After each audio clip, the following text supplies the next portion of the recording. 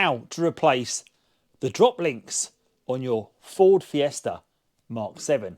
Hi all, and here and welcome back to the channel. Drop links, what do they do? Well, they link your suspension struts to your anti-roll bar, and they can cause knocking in the suspension and clunking when you go over bumps if they have failed. And they've got these two rubber ends right here, and these two ends have got very little movement in them on a brand new drop link. The one on the car we're going to take a look at is moving quite a lot, causing movement, causing noise. So we're going to replace this today and see if this cures the noise.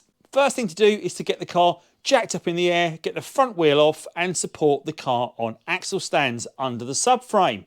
Now, I'm not going to cover how to jack the car up here on the channel to get it to the stage of removing the wheel, but if you want to check out a video on how to do that on my channel, there's a video linked just above. So let's take a look at the worn drop link and how we get it off the car. Looking up into this driver's wheel well, we can see this long component at the back here is the drop link that we are going to look to remove, and I can see that that has got movement side to side, as you can see at the top here. Now, I would not be expected to be able to move that like that so easily, but that suggests it's a worn component. And here is our replacement part. And the good thing about having the replacement part off the car is that we can measure the nut size that we need to use with the spanner. And I know that these two nuts that are going to attach to the drop link are 17mm nuts. So you need a 17mm spanner to remove. Now, I have seen before you start, you need to make sure these are well lubricated with penetrated fluid. Now, I have done this the other day just to start them off and give them a clean, but I'm going to do that again now. Add some penetrating fluid, let that soak in before we carry on. Straight off the bat, we found something interesting, that this particular nut that's already on the car is actually a 15mm nut and not the 17 that's on the new drop link. So there's a difference straight off the bat. Aftermarket drop links seem to have a different size nut. Now, I can use a spanner like this and also use an Allen key to put inside the center of the bolt to stop it spinning as we work, or I could get an impact wrench on this 15mm nut and spin it off. So what I'm going to do, I'm going to put an Allen key bolt inside that nut like that, and I can put it up to that point so it's got something to resist against now, as you can see. And then what I can do, I'll just bend that down very slightly. I'll put this on to the Allen key bolt like that so it's not in place at this point. Move that up to position like that, so we've got that to resist now. And hopefully when we turn this nut now, the Allen key will push against the bodywork and we should be able to turn it. And there we go.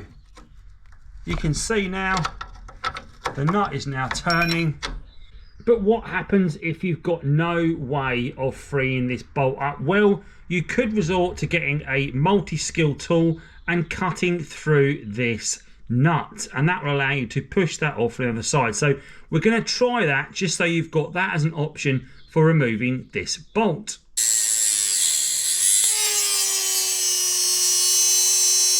I've cut into this nut, as you can see right here. So what I'm going to do now is I am going to get a small chisel, put it between there and try and separate the nut away from the bolt. That way we can just push the bolt through and they should pop off. After a significant amount of grinding, you can see I've now got this bolt off from the mount on the suspension arm, and you can see by the way this moves, this is absolutely trash. So I'm hoping that we are now going to solve this problem by taking the bottom bolt off easier than this top one and replacing this arm. And here's the second bolt right here, and the second nut we need to remove from this drop link. It's attached to the anti-roll bar, as you can see here. Bit of rust and corrosion on the anti-roll bar, but that's not a problem. But it's this nut we need to remove. I've soaked it for a second time in penetrated fluid, and I'm hoping by putting the Allen key in the middle and the spanner on the outside we'll be able to remove it. Access here is a little bit more limited because you've got the drive shaft in the way on one side, the anti-roll bar on the other, and of course below you have got the lower control arm. So removing this is a bit more tricky. The drop link was so worn out, I was able to just twist it away from this ball joint on the end of it. So you can see the inner workings of the drop link right here.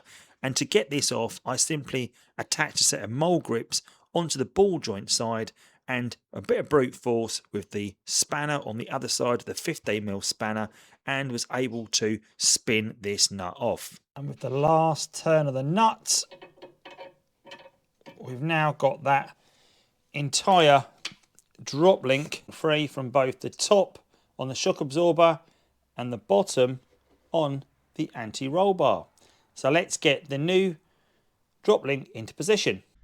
And I find the best way to do it is install the top of the drop link first, thread it through because it's hard to get it latched through, so there's not an awful lot of clearance, but get it lined up and poke it through like that. Don't do it up just yet, because what we need to do is put a bit of pressure on the anti-roll bar to pull it down a bit. It's got a bit of movement in it, as you can see there, not a lot, so we can thread this end of the drop link through the end of the anti-roll bar. So there we have the bottom of the drop link just pushed through very slightly, and the top of the drop link pushed all the way through. So I'm now going to maneuver that all the way through the anti-roll bar and then start getting the nuts on it.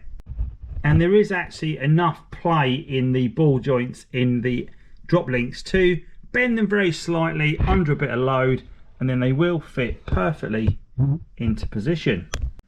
Now you won't need the Allen key to do these up. These are self-locking nuts, as you can see by the blue collar on the inside. So we're just going to do these up fairly tight, and then we'll set them to the tightness with a torque wrench.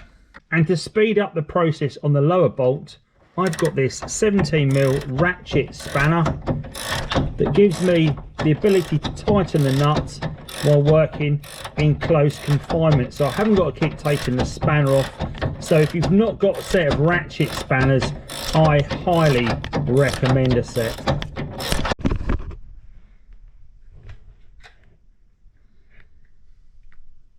So there we have our fully installed drop link in our Ford Fiesta Mk7.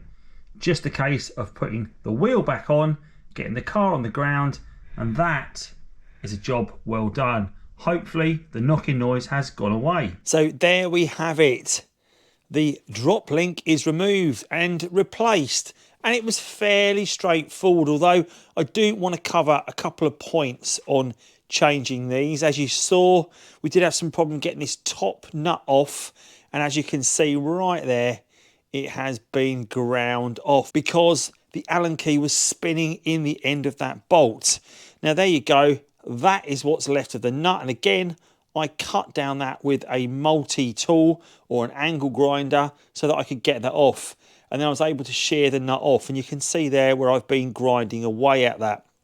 Now if we look at the other end, you can see that is completely missing on that end right there, and there is the other part of it. And what I had to do, as I mentioned, was I pulled the drop link away from the ball joint or the ball socket that remained, and I got a set of mole grips clamped right there, and I was able to turn the nut on the other end. So that's how I got that off. Now you might be lucky enough that the Allen key and a spanner will remove this, but if not, fear not, there is a way to remove this without struggling too much. And while we've got it off, what we can now see is here are the actual ball joints inside that. Now I should not be able to move that as easy as that.